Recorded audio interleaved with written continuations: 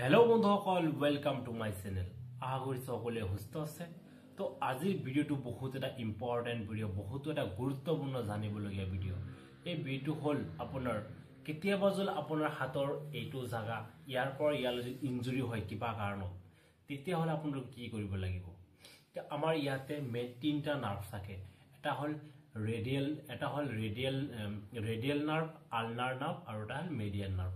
এই তিনটা নাৰ্ভ কিবা কাৰণত যদি ইনজুৰি হৈ যায় তেতিয়াহলে আপোনালোকে কেনেকৈ ঠিক কৰিব, ইয়াৰ বিষয়ে আজি মই ভিডিওটো বনাইছো। আপোনালোক গোটেইখিনি ভিডিও ভালকৈ চাই থাকিব আৰু যদি এইটো চেনেল নতুন হৈ থাকে তেনেহলে চেনেলটো সাবস্ক্ৰাইব কৰি দিব।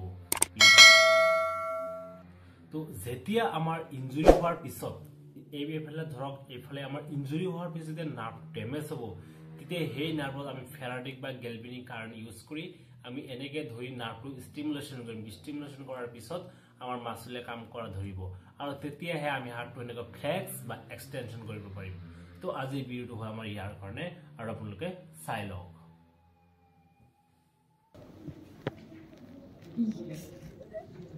এই সেইমা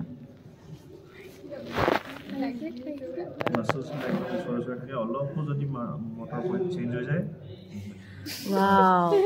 Wrist flexion with finger flexion na? Dunia ke ase?